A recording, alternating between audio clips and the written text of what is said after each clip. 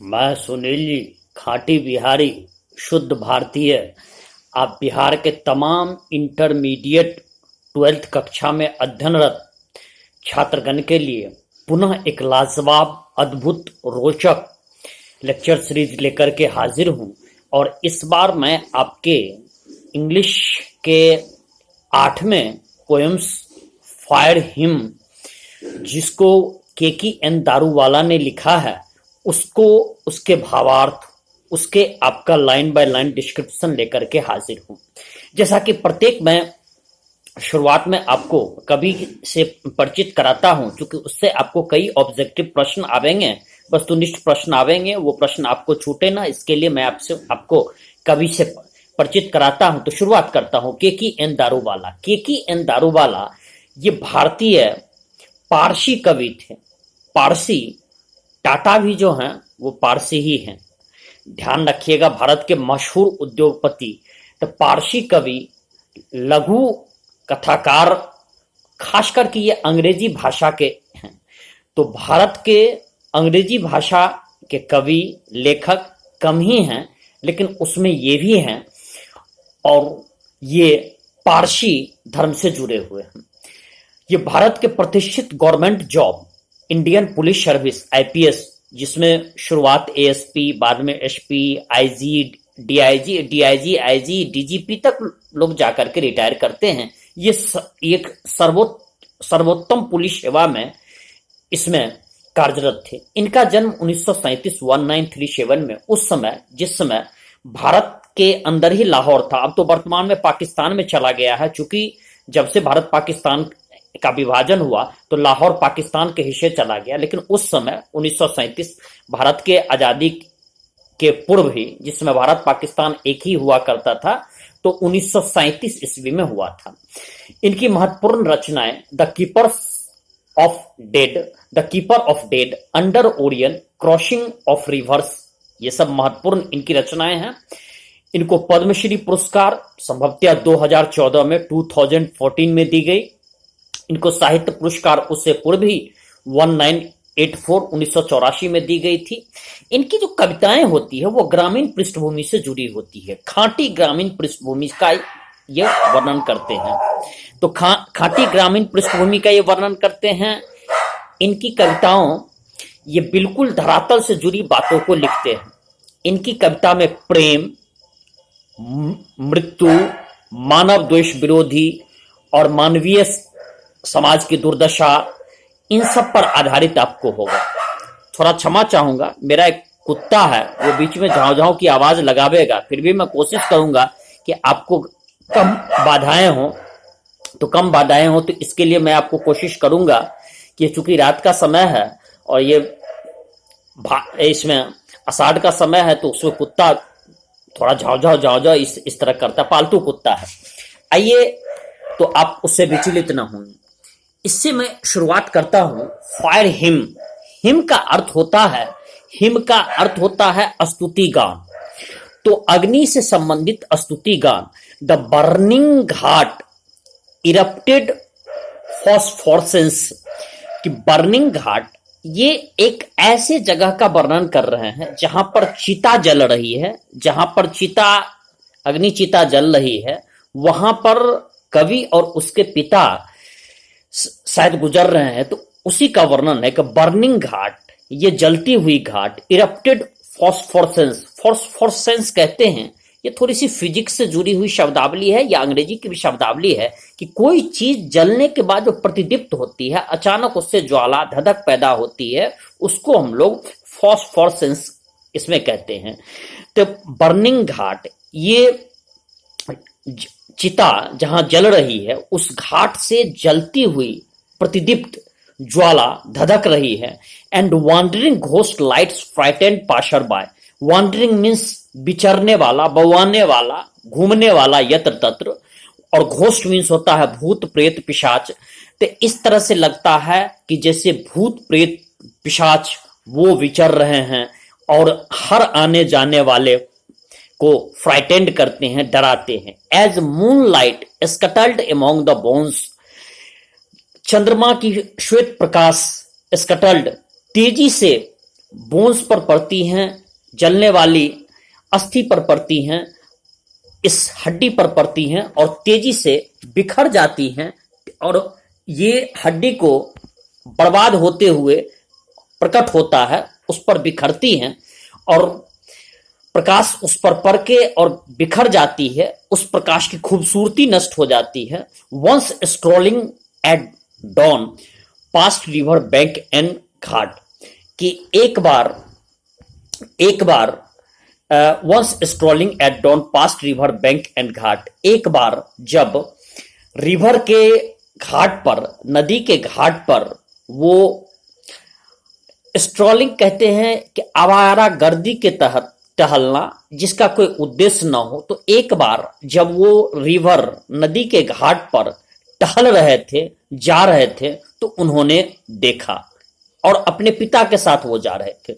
We saw embers losing their cruel redness, हम लोगों ने देखा, इम्बर्श कहते हैं अंगारा, अंगारा कहते हैं कि आग में लाइट नहीं होती है, आग में लालीपन होती है लेकिन उसमें धधक नहीं होती है, ज्वाला नहीं धधकती है। जैसे कोयला देखिएगा, जब बुझने के पूर्व में होगा तो उसमें लालिमा बची होगी, तो उसी को अंगारे हम लोग कहते हैं। We saw embers losing their cruel redness, ऐसा लग रहा है कि जैसे अंगारे अपने कठोर लालिमा को धीरे धीरे खो रही है। To the grey ash that swallows all half cook limbs, और ये ग्रे, ये राख जो भूरी रंग की दिख रही हैं, swallows all half cook limbs, ये धीरे धीरे अंग को इसको निगलते चली जा रही हैं।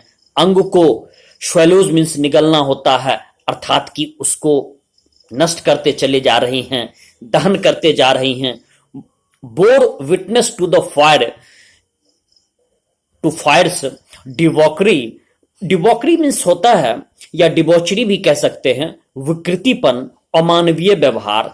ऐसा लगता है कि जैसे ये अंगारा अपनी जलन से, अपनी तपिश से एक आग का अमानवीय व्यवहार, विकृतपन व्यवहार ये प्रकट कर रहा है, ये दिखा रहा है। शनै शनै सारे अंग को भस्म करता चला जा रहा है, जला रहा है, अर्धजले स्थिति में छोड़ रहा है।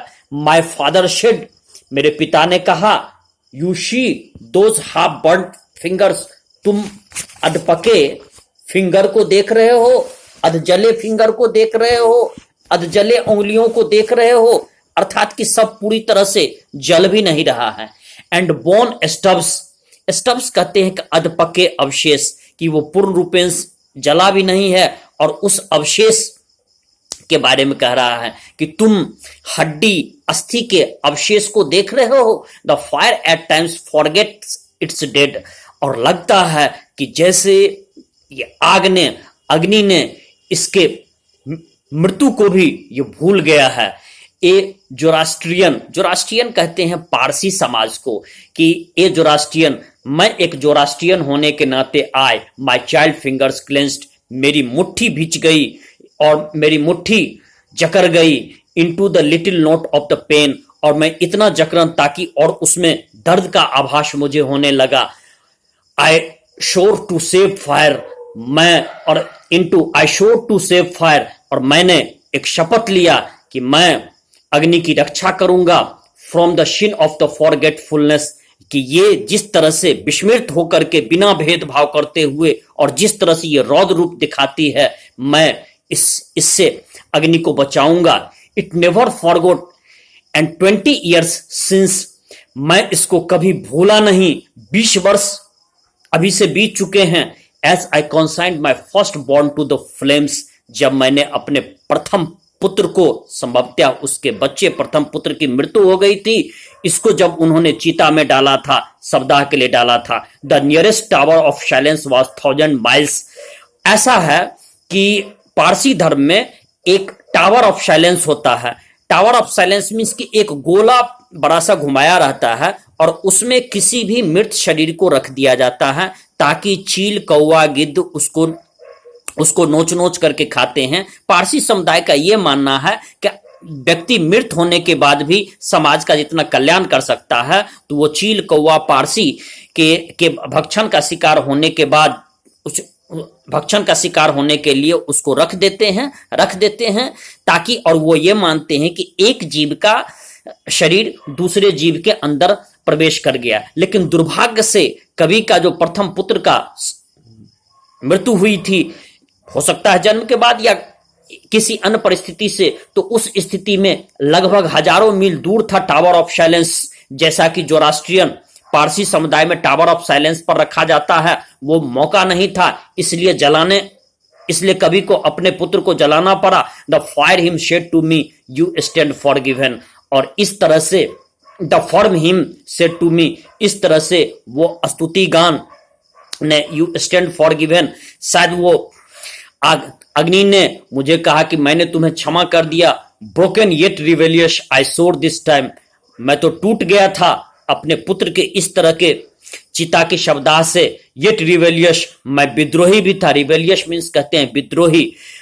आई शोर दिस टाइम, पुनः मैंने इस समय शपथ लिया, to save it from the sin of forgiving, और मैं to save it from the, कि मैं इसका बचाव करूंगा, और इस तरह से फॉरगिविंग मीन्स कि इस क्षमा के पाप से या पाप से मैं जो क्षमा प्राप्त किया हूं, इससे मैं बचाव करूंगा। हालांकि ये अंत का थोड़ा स्टेंजा उलझा हुआ है कि ब्रोकन येट रिवेलियस आई सोर दिस टाइम, कि मैं टूट गया था लेकिन फिर भी विद्रोही भाव से मैंने ये संकल्प लिया कि मैं अग्नि के इस रौद्र रूप से बचाव करूंगा, और इसी संकल्प के साथ कवि अपनी कविता को समाप्त किया है।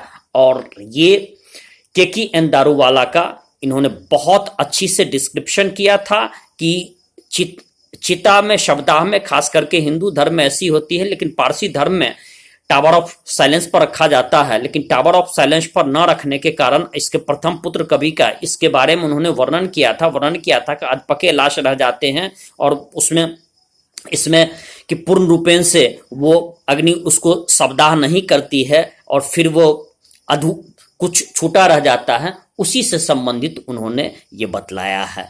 तो ये केकी एन दारूवाला का फायर हिम, बहुत लाजवाब आपकी कविता यही समाप्त हुई। मैं सुनील जी अब आपसे विदा ले रहा हूं, लेकिन पुनः मैं आपसे आग्रह कर रहा हूं कि यदि आपको ये पोएम्स की डिस्क्रिप्शन पसंद आई तो यार एक लाइक करो और सब्सक्राइब कर लो। यदि आपने अब तक सब्सक्राइब ना किया है, बिहार में आप कहीं से भी अध्ययन कर रहे हो, चाहे पटना हो, दरभंगा हो, कटिहार हो, आरा हो, कहीं से भी आप अध्ययन कर रहे हो, दरभंगा हो, सीतामढ़ी, कहीं से अध्ययन कर रहे हो या गांव से अध्ययन कर रहे हो, फ्री में चैनल है सुनील जी खाटी बिहारी, इस चैनल का नाम है। इसको सब्सक्राइब करो, कोई शुल्क नहीं है, लाइक करो, कमेंट करो, शेयर करो, और मैं आपको विश्वास दिलाता हूं कि एक से एक मैं आपको लाजवाब लेक्चर सीरीज लेकर के हाजिर होऊंगा। बाद में मैं ऑब्जेक्टिव प्रश्न भी आपको टेप करा दूंगा, आपके दिमाग में फिट कर दूंगा, ताकि आपको 80 से 90%, 80 से 90% अंक लाने में किसी भी तरह की आपको किसी भी तरह की किसी अन्य की जरूरत ना पड़े।